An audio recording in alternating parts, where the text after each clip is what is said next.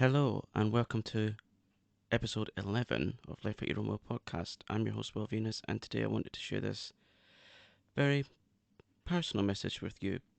I'm sharing this because I need some people to know that they're not alone with something, and that something being anxiety. Yeah, that dreaded word. So I'm acutely aware that some people may be triggered by my speaking about this, so I'm asking you to consider now, in this moment, if you're going to be able to listen to it without being plunged into a panic state. If you are, and if you feel you won't be able to cope with it, please check out my other episodes, as there's quite a few to choose from now. So this is your trigger warning now. So a few months ago, I started writing a diary type note or journal, whichever way you wish to look at it. And I started to write it during the innermost frantic, anxious, and what I felt like a very frightening time. I often get into such a terrible state that I forget exactly how it feels at that precise moment in time when the anxiety, is at its worst. And additionally, being autistic, I struggle to place descriptors on feelings and emotions, which a lot of other autistic people do, although not all autistic people feel like that. So I've been posting reels on Instagram pertaining to my mental health, and I had some beautiful replies. I won't be mentioning who I got the replies from out of, respect for them, but basically they've been telling me this. They thanked me for being brave and sharing my story. They said that it's nice to know that they're not alone with their feelings, which, to be honest, is exactly what I wanted. Because when you're feeling so anxious, you think that you're the only person in the world that's feeling like this, whether the feelings are rational or irrational. Either way, the feelings remain the same. Everyone's entitled to the way they feel, so don't let anyone tell you that your feelings aren't valid.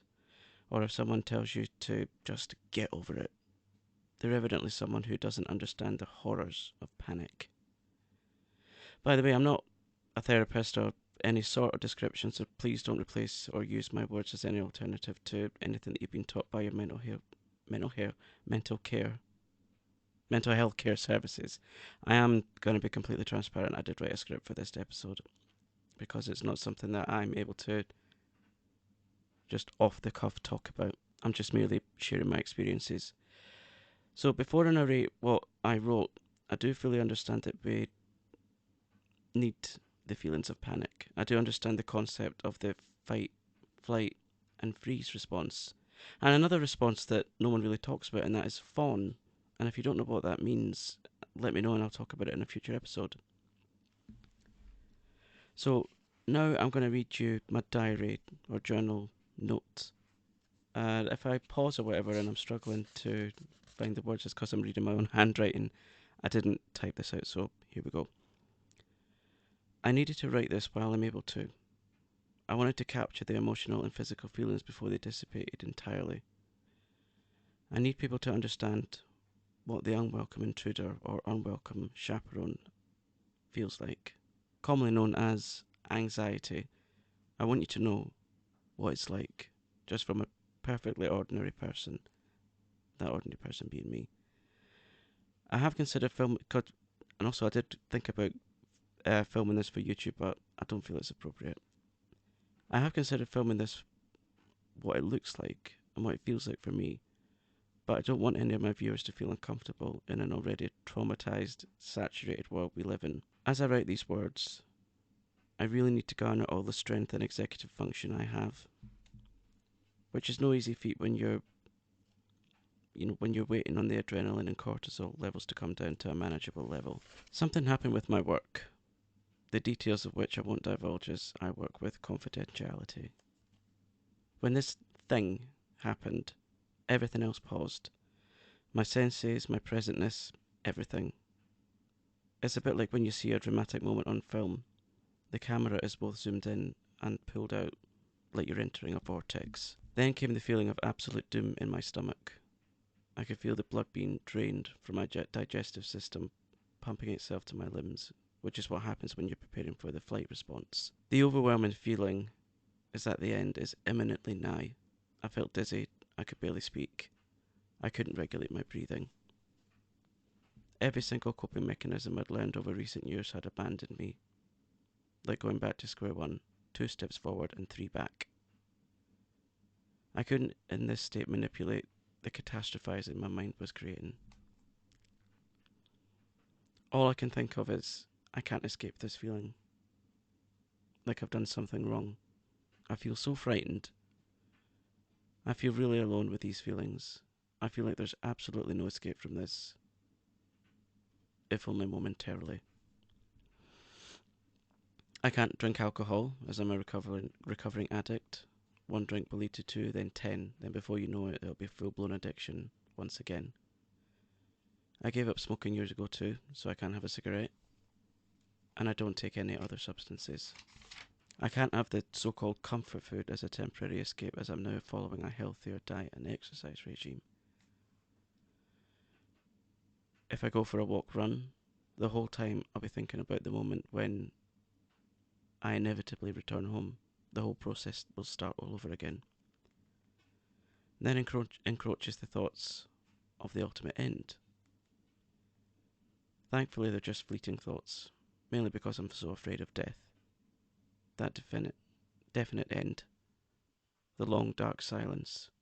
Or will it be the long eternal silence? Yeah, that's repetitive, sorry about that. Is there more to this effed up world? Even during times of crisis, my mind finds itself going on intermittent tangents. Hey, my brain is neurodiverse, it happens. A little later on in this mania, more thoughts / questions occur. Will I ever be able to be quote unquote healed? Why do I have to be one of those people who has an inherent anxious life experience? Why do I feel things so intensely? Why am I even writing this? I suppose in the hope that someone somewhere can relate. Or not. Or explain what anxiety actually feels like. What it does. How debilitating it can get. Yes, I fully understand other people might have a much worse experience than I do. Yet, if this is supposed to be a consolation, you can keep it. I can't keep going through this constant cycle.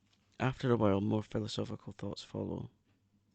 Or you could call it paranoia, so here it goes. I begin to wonder. Someone, somewhere, somehow just does not want me to feel contented, happy, at ease. Like, here you go. Here's what those feelings feel like. Then I tell you what, I'll just pull the rug from under your feet so you can fall flat on your face. Just to start the whole process all over again, just for the sheer hell of it. When I talk to my close ones about my feelings, they have this genius way of simplifying things. Do this, and you won't feel this way. I've told you already not to worry about this, so don't.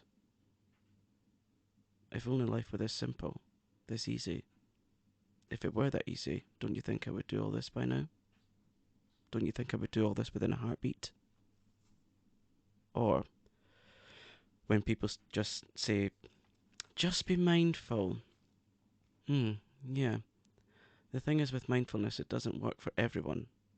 Especially when you're autistic. When you're neurodiverse, it can be really difficult to just switch off. One ever-present theme in my psyche is questioning everything, constantly and consistently seeking answers.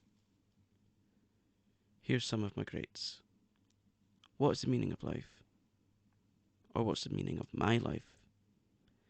Usually my resounding answer, for now, is to make people happy, as I feel this makes me feel happy, which kind of proves that there's no such thing as a selfless act. Which then brings me to my next question. What makes me happy? All of the things that I do in my life, without sounding conceited, are for other people. I make wigs to help other people who've lost their hair. This gives them their normality and confidence back. I make online content just to make people smile or let people know that they have a safe, non-judgmental place to go when they need to escape. Then all the while I'm considering, what am I seeking here? Am I seeking a feeling, a sensation, something else perhaps? A thing that I'm not aware of? An entity or state of mind I cannot name? Similar to philosophical eternity? Then on the notes here I've got edit 3 months later. I know how the anxious autistic mind works. If and only if my answer is that my efforts or drive in life is to make people happy. This is making no sense. I should have edited it. So is this a good answer, to make other people happy because it makes me feel happy? I don't know. These are only a sample of many things that make me happy. I've identified other things which I do solely for myself, because doing things for myself is not selfish. It's that essential, that self-care, care of the self. I'll continue to spritz myself with my favourite scent, or do my makeup, or do other things that make me feel refreshed. I will also do struggling here. I'm getting emotional, okay? I will do a plethora of other things just for me, and that is okay. Whilst this quote-unquote cycle has for now came to an end, there may be another one. Whilst this is a reflection of my personal anxiety story recently, I am by no means speaking for everyone else. Every human being has their own unique experiences with anxiety. They're all different. Some are better, some are worse. So yeah, that is the diary entry. It took me a few months to write that in its entirety. I went back and forth to it when I was able to finish it. When I worked out the conclusion, it's writing a diary and things like that is one of those things that I find really intimidating to write all at once. You know how it goes, dear listener. So I'll say this again. I hope that that resonates with someone somewhere. Because when you're sat or lay there with the surgeon panic coursing through your veins, then reflects on it, invariably you feel absolutely ridiculous. But it's not ridiculous. I mean, perhaps it's because hardly anyone talks about these things, so you think you're the only one. So hopefully by my recording this and putting it out there, it'll help someone out. Just to help someone out there realise that they're not on their own with this. You're never alone with anything. And I don't know why, but for what feels like forever, people have always focused on the physical health. That's always taken first place ahead of mental health, which is awful. It's crazy because your mental health and your physical health are intrinsically linked. Mental health is normal, it's part of life. What isn't normal is feeling like this constantly. So please, I urge you, in fact, I'm just going to say it, I beg you, please go and talk to someone about it. I mean, my advice would just be go and find someone that you trust to talk it through with. Someone who won't judge you. Someone you can trust. Someone who you can let into your confidence if you're struggling with anxiety. I mean, it could be a partner, or spouse, a friend, a colleague, a neighbour, a confidant, a helpline. I mean, I've only relatively recently realised this. People are only too willing to help. Imagine if you were close to someone and they told you that they were feeling like this. You'd of course want to listen, so people will want to listen to you. When you voice how you're feeling, you make it real, yeah? It's no longer confined to your mind, so when you physicalise it, it's almost tangible. You can almost touch it, so it exists. It's not just a thing that's going on in your mind. And honestly, having someone truly listen to how you really feel, it really, really helps. I mean, they might not have all the answers that you need, but talking to someone really removes the gravity of it. It takes away the weight of your problem. Then, of course, all the important stuff, please talk it through with your doctor or GP, if needs be. Getting on a waiting list for therapy, always a help. I know you'll probably have to wait a while for it, especially if you're from the UK. The NHS is overwhelmed at the moment. It has been for a while, but even more so now.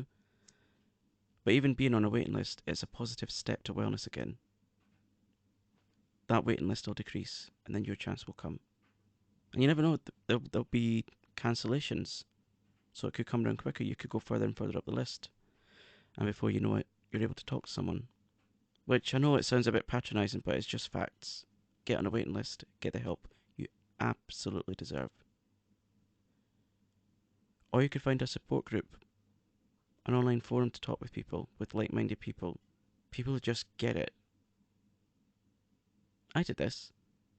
I managed to get on an anxiety recovery course. It was CBT. That didn't work entirely for me because I'm neurodiverse, but it works for a lot of people. It's proven that it really does help.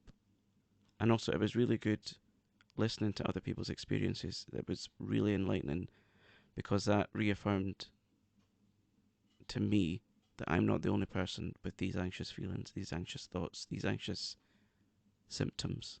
Now, this this next bit that I want to read out to you is really important. So if you're feeling like you're unable to get instant help and you feel you can no longer cope and you feel like you might do something drastic, that's the time to call the emergency services.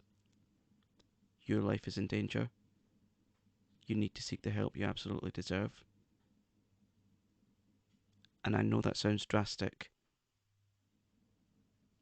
but it's true. If you feel like you're about to make that ultimate permanent decision, you need to call 999 or get someone in your life to call 999 for you, or whatever the emergency number is in your country. Please, never ever ever make a permanent choice to a temporary problem. Your life is invaluable. Your place on this planet is so important. You need to be here. You have a purpose. Please, please do not leave this planet prematurely. Please. And also, just tell people what you need. Tell people what you need. Because all too often we assume that people will somehow telepathically know what we need. They don't. Tell them what's going to help you. Whether it's taking away some of your, daily responsibilities to feel less overwhelmed so you can deal with your anxiety or whatever it is that's going on in your life. Tell them you need a hug, a cuddle. It's alright to have that feeling of needing to be cradled for a while. That's fine. It's absolutely fine. Find something that's going to soothe your anxieties. And I can share just now what some of the things that work for me. When I feel anxious and overwhelmed, I know that I just need to stop. Whatever I'm doing, stop. There's absolutely nothing that can't wait. Unless it's to do with children or someone vulnerable in your care, just stop. Stop and be still. I like to sit or lie in a place which is safe and quiet and comfortable, not too hot, not too cold. Somewhere where you'll not be disturbed, and just breathe. Breathe. Breathing from the diaphragm. You could try box breathing. Inhale through the nose for 4 seconds. Hold for 4 seconds. Breathe out your mouth for 4 seconds. Hold for 4 seconds and repeat until you start to feel less anxious, until you feel your heart slowing down a bit. That way you can regulate your oxygen and carbon dioxide. Take care of your senses. What can you smell? Is it pleasant? What can you see? Is it too manic? Tone it down. What can you taste? If you can't taste anything you need brought back to the moment, get a strong mint or something you like the taste of. What can you hear? Is it soothing? If not, make it soothing. Listen to some harp music or white or green noise or pink noise. Just chill. Enjoy the moment of stillness. Don't be tempted to get busy again and hurry off and be in the same state again. Be still. All that other stuff in life can wait. Until you're less manic, be still. That anxiety will pass. This too shall pass, as they say. There's many other things that you can do. You can just do a quick Google. That'll tell you what you can do to relax. Or ask friends, family, or chosen family what works for them. What is it that they do to relax? And just before I wrap up this episode, I know it's been a really heavy topic, but I really needed people to hear this because I feel within my empathic self, I'm an empath, I feel that there's someone out there that needs to hear this. I just want to take this opportunity to reach my arms across the internet and give you a virtual hug. And anxiety freaking stinks. And it is exhausting. I get it. Please just be kind to yourself. Don't push yourself too hard, please. And if there is anything that you do to soothe your anxiety, please do get in touch and I will share your tips in future episodes. If you want me to. If you don't want me to, that's fine. If you want me to and you want it done anonymously, do let me know. But I hope that this episode has been useful to someone somewhere. If the episode of this podcast has been useful to you, I'd really appreciate if you could leave a review at the bottom of this page or wherever you get your podcasts, so that I can help to grow the pod and reach more people. For all the podcast updates, you can follow the Instagram page. It's at Life at Your Own Will. Everything's in the show notes. You can share these episodes anytime you like with your friends, at your own will, hence the podcast name. And yeah, you'll be hearing from me at the same time, same place next week. But until then, take good care of yourself, yeah? Make sure you're doing all those self-care things that bring you those nice butterfly feelings in your tummy. The nice ones, not the nasty ones. What else can I say? Yeah, just be kind to yourself and it will pass, I promise. Get the help you need. Tell your friends and family. Don't make a permanent decision to a temporary problem. Take care. Much love. Ta-ra.